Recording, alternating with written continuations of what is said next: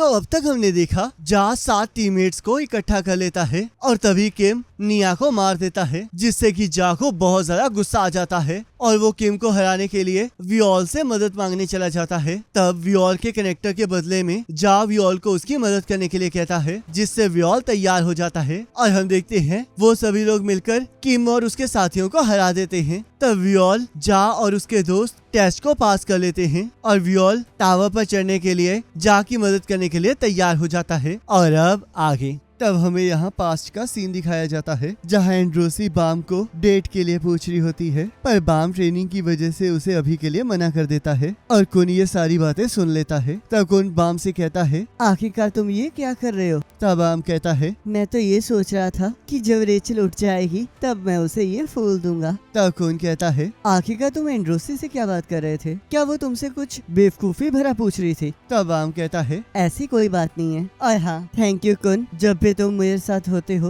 तब मुझे बहुत ज्यादा हौसला मिलता है। तुमने मेरी और रेचल की टेस्ट देने में मदद की थी और तुम ही थे जिसने हाथ पकड़कर मुझे दोस्त बनाया था। तब कुन कहता है, तुमने भी तो ये ही किया था। तो चलो जाकर सो जाओ, कल तुम्हारी ट्रेनिंग भी है ना। और तब यहाँ प्रेजेंट में कुन पुरानी बातों को याद कर रहा होता है और उसकी साथी कहती है, क्या तुमने सुना कुन? तुम यही बताने वाली हो ना कि 20th फ्लोर पर एक स्लेयर कैंडिडेट आया है? क्या वो कराका का साथी है? इसे पता है, पर अफवाहों के हिसाब से वो बहुत ज्यादा डेंजरस है। लगता है हमारी इन्फॉर्मेंट भी अफवाहों से ज्यादा अच्छा परफॉर्म नहीं कर सकती। चाहे वो अफवाहें ही हो, पर ये सच है। पर मैंने ये सुना है कि उन्होंने एक रैंकर को भी हरा दिया है। ऐसी बात है? तो आखिरकार वो किस फैमिली से है? मेरे हिसाब से मियोल फैमिली से। और तभी कुन से मिलने एडिन आ जाता है और कहता है, अगर तुम सिल्वर फिश को ढूंढ रहे हो तो मैं तुम्हें बता दूं कि ये आसान नहीं होने वाला। वो तो 6 महीने से दिखाई भी नहीं दी है और अगर वो किसी मेल के साथ हुई तो उसे ढूंढना और भी ज्यादा मुश्किल है। मैं ही इस एरिया में इकलौता बंदा हूँ जो जानता है कि उसे पकड़ना कैसे है, तो इसलिए तुम बहुत ज्यादा लकी हो क्योंकि तुमने मुझे ढूंढ लिया है। मेरा नाम कोनाकियो एग्नेस है। एडिन, तुम वो स्पीडर हो जिससे 25th फ्लोर तक जाते हुए सभी को पीछे छोड़ दिया था। तुम्हारे इसी टैलेंट की वजह से बहुत सारे रेगुलर्स ने तुम्हें रिक्रूट करने की कोशिश की, पर तुमने उन सभी को मना कर दिया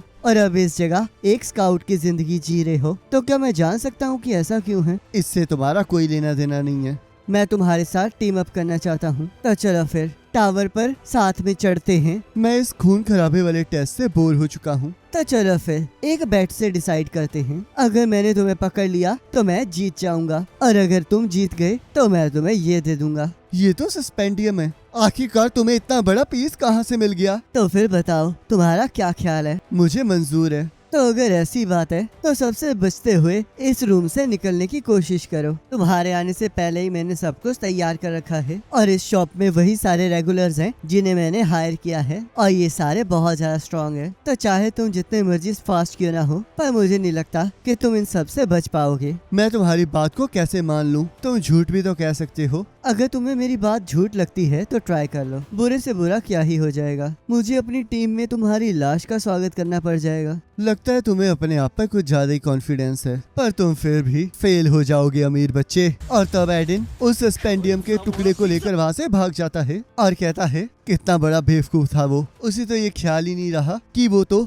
इमरजेंसी एग्जिट के पास बैठा है। पर तभी एडिन के सामने वाला रास्ता बंद हो जाता है। टकुन कहता है, क्या तुमने सोचा नहीं कि शायद मैं चाहता ही था कि तुम इस रास्ते आओ? मैंने कैफे में किसी को हायर नहीं किया था, वो तो बस एक झूठ था जिससे कि तुम यहाँ आ जाओ। तो अब अपने आप को मेरे हवाले कर दो। तुम्हें सच में लगता है कि तुमने मुझे पकड़ लिया, पर तुम्हें कोई आइडिया नहीं है कि मैं कितना ज्यादा फास्ट हूँ। और तब वो उस रास्ते से बाहर आ जाता है और उस कैफे से बाहर जाने लगता है, पर तभी कैफे का वेटर उसे इंजेक्शन देकर बेहोश कर देता है। तब कौन कहता है, अब तुम इससे बहुत अच्छे से सो जाओगे। पर तुमने तो कहा था कि तुमने यहाँ पर किसी को हायर नहीं किया है। तुम्हें ध्यान रखना चाहिए कि तुम किसकी बातों पर विश्वास कर रहे हो। और तब कौन उसे लेकर अपने घर चला जाता है। तब एक पर्सन कहता है, तो तुम एक और बंदे को ताकत से यहाँ ले आए। तब कौन कहता है, ऐसी बात नहीं है, मैं इस बार इसे जीत कर लाया हूँ। तो चलो फिर अब इसका ध्यान रखो। तब कौन रेचल के रूम में चला जाता है। तब रेचल कहती है, वेलकम बैक कुन। मैं घर आ गया। तब यहाँ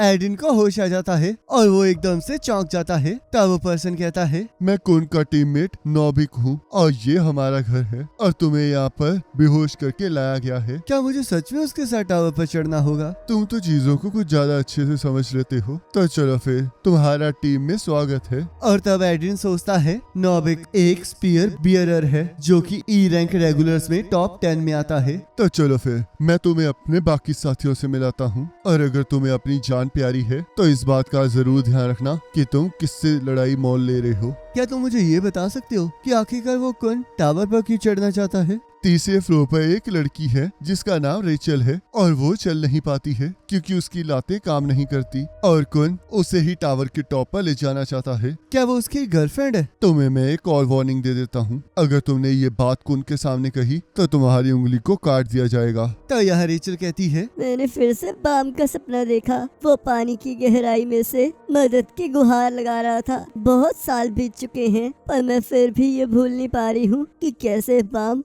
मॉन्स्टर से मुझे बचाते हुए उस अंधेरे में खो गया। तुम इसके बारे में भूल जाओ। बाम तुम्हारे लिए लड़ा था और वो तुम्हारे लिए मर भी गया, और अगर वो यहाँ पर होता तो वो बिल्कुल नहीं चाहता कि तुम ऐसे रहो। तो रेचल कुन को गले लगा लेती है। तब नॉविक कहता है, मुझे अच्छे से तो नहीं पता है पर उन दोनों के बीच में चीजें बहुत ज्यादा कॉम्प्लिकेटेड हैं, पर ये बात किसी से मत कहना, और अगर उसे ये पता चल गया कि मैंने तुम्हें ये सब कुछ बताया है तो वो मुझे मार डालेगा। तब नॉविक सभी टीम मेंबर्स को एडिन से मिलवाता है और कहता है, ये पहली है एप्पल जो हमारे लिए इंफॉर्मेशन इकट्ठा करती है। ये दूसरा है माइकल जो कि हमारा अनलाइसेंस्ड डॉक्टर है और वेव कंट्रोलर है। तीसरा ये गेटान जो कि एक स्पेयर बेयरर है, और साथ में एक शेफ भी। इसने हमारी टीम को इसलिए ज्वाइन किया था क्योंकि इसे लगा था कि ये यहाँ पर प्रिंसेस एंड्रोसी से मिल पाएगा। और लास्ट में है रान जो कि एक फिशरमैन है। रुको जरा, क्या तुम उस प्रिंसेस एंड्रोसी की बात कर रहे हो जिसकी टॉप 2 ई रैंकर्स के साथ टीम है? हाँ, हम उसी प्रिंसेस एंड्रोसी की बात कर रहे हैं। उसने और कुन ने सेकंड फ्लोर पर इकट्ठे टेस्ट दिया था, और जैसे कि वो लोग साथी हैं तो शायद हम टावर में इकट्ठे ऊपर चढ़ेंगे। क्या सच में हो अनक जहाज के साथ ऊपर जाएंगे? तब माइकल कहता है, चलो नॉबिक अब स्टार्ट करते हैं। तब एडिन कहता है, आखिरकार अब क्या होने वाला है? तब नॉविक कहता है, हम यहाँ पर देखेंगे कि हम में से सबसे ज्यादा ताकतवर कौन है। तब यहाँ कुन कहता है, क्या तुम अब शांत हो गई हो? तब रेचल कहती है, मुझे माफ करना कि मैं हमेशा तुम पर ऐसे बोझ बन जाती हूँ। कोई बात नहीं, तुम जब भी चाहो मेरा सहारा ले सकती हो। और ये बात अलग है कि मैं बाम को रिप्लेस नहीं कर सकता। तो चलो फिर अब आराम कर लो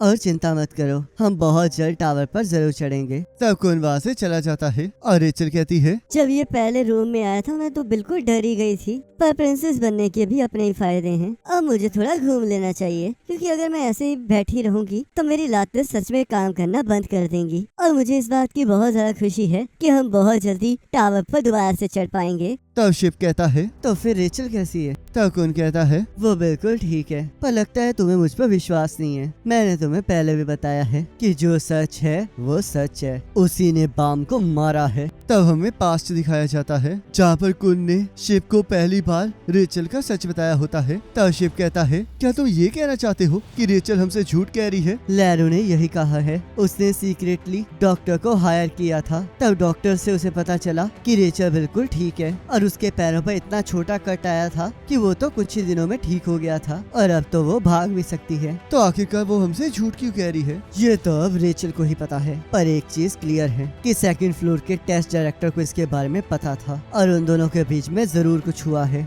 रुको, बाम का क्या? हम किसी को भी उनका सीक्रेट नहीं बता सकते। बाम के मरने की वजह से ही ये टीम इकट्ठी हुई है, तो इसलिए अगर सच्चाई बाहर आ जाएगी तो ये टीम टूट जाएगी। मैं उस टीम को बिल्कुल भी डिस्ट्रॉय नहीं करना चाहता जिसे बाम ने बचाने की कोशिश की थी। तो फिर अब हम क्या करेंगे? तुम बाकी सबको लीड करके टावर पर चढ़ते रहोगे और मैं रेचल के साथ जाऊंगा। मैं ही एक अकेला इंसान हूँ जो इस सच्चाई की जिम्मेदारी उठा सकता है कि रेचल ने ही बाम को मारा है। रेचल ही एक ऐसा क्लू है जो उन लोगों ने छोड़ा है जिन्होंने बाम को मारा है। हम लोग टावर पर चढ़ेंगे और एक टाइम आने पर अलग अलग हो जाएंगे। रेचल और मैं एक अलग टीम बनाएंगे। ऑफिशियली तो हम लोग न्यू साथियों को ढूंढ रहे होंगे, पर असल में तो यहाँ एडिन कहता है, तो फिर हम यहाँ पर लड़ने वाले हैं। तब नोवी कहता है तुम सही कह रही हो, पर अगर तुम्हें खुद पर विश्वास नहीं है तो तुम इस लड़ाई से दूर रह सकते हो। तुम मुझे अंडर एस्टिमेट कर रहे हो, तो चलो आओ मुझे दिखाओ कि तुम क्या कर सकते हो। तब हम देखते हैं एप्पल, माइकल और गेतांग उस लड़ाई से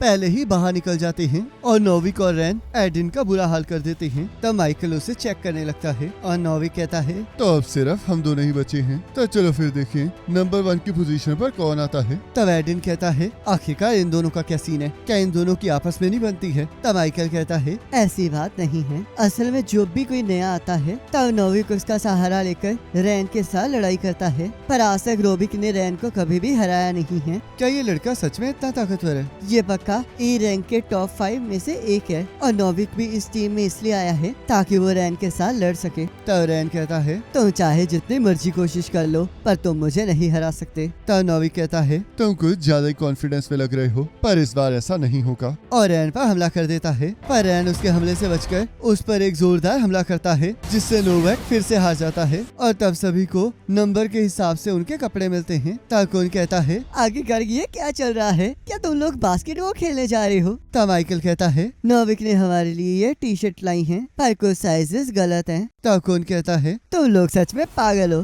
पर कोई बात नहीं, ये टाइमिंग बिल्कुल परफेक्ट है। मैंने अभी अभी टेस्ट देने के लिए अप्लाई कर दिया है और अब से 1 महीने बाद हम लोग टावर पर चढ़ेंगे। मैं टावर पर चढ़कर कुन फैमिली का हेड बनूंगा और कुन एडविन का टाइटल छीन लूंगा और इसके लिए मुझे तुम लोगों की पावर चाहिए। मैं वादा करता हूँ कि मैं जब कुन फैमिली का हेड बन जाऊंगा तब मैं तुम्हें वो सब कुछ दे दूंगा जो तुम्हें चाहिए और उसके बदले में तुम लोग रेचल को बचाओगे। तुम उसे बचाओगे और उसके साथ हमेशा अच्छे बनकर रहोगे। तुम ऐसा दिखावा करोगे जैसे कि तुम लोग उसके दोस्त हो, पर एक चीज का ध्यान रखना, चाहे कुछ भी हो जाए पर तुम उसके प्रति कभी भी कुछ भी फील नहीं करोगे। और ये भी कभी मत सोचना कि वो तुम्हारी दोस्त है, क्योंकि अगर तुम ऐसा करोगे तभी तुम उसे पीछे छोड़ पाओगे। मैं उससे नफरत करता हूँ क्योंकि उसने मेरे सबसे खास दोस्त को मार दिया है। मुझे माफ करना बाम, पर मुझे ये करना ही होगा। तो यहाँ हम देखते हैं मी सेंग और प्रिंस आपस में खेल रहे होते हैं और जीवा अपनी फैमिली से मिलकर वापस आ जाती है। तो जा कहता है तुम खुश नजर नहीं आ रही हो, क्या कुछ हुआ है? तो जीवा कहती है ऐसी कोई बात नहीं है,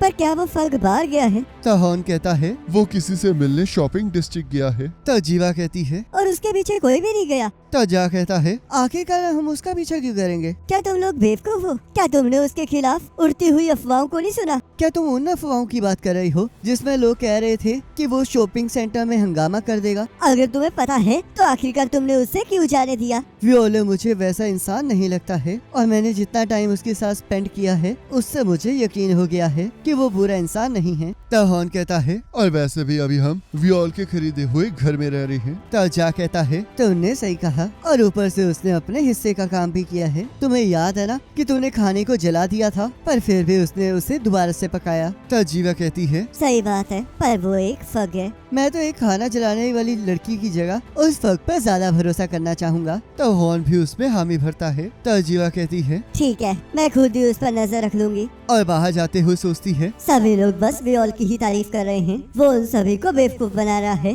मैं मानती हूँ कि वो मुझसे अच्छी कुकिंग कर लेता है, पर मैं फिर भी उसकी असली आइडेंटिटी को सबके सामने ला कर रहूंगी। और तभी उसे वियोल दिखाई देता है और वो जिस शॉप के अंदर जाता है वहाँ से जीवा को अजीब सी आवाजें आने लगती हैं और वो सोचती है मुझे पता था कि जो अफवाहें हैं वो सच होंगी। और वो भी उस शॉप के अंदर चली जाती है। तब हम देखते हैं उस शॉप के अंदर वियोल के नाम से कोई और गुंडागर्दी कर रहा होता है। तब नेविगेटर कहती है किसने सोचा था कि जिस लेयर की बात सब लोग कर रहे हैं वो इतना ज्यादा बदबूदार होगा। तब वो पर्सन गुस्से में आकर उस पर हमला करने लगता है पर वियोल उसे अपने शिंसू को यूज करके दूर फेंक देता है। तब नेविगेटर कहती है वियोल, लगता है तुम्हारी कोई फ्रेंड यहाँ आई है। और इसी के साथ एपिसोड खत्म हो जाता है और नेक्स्ट एपिसोड का लिंक आपकी स्क्रीन पर आ रहा होगा, इस पर क्लिक करके अगले एपिसोड को देख सकते हो।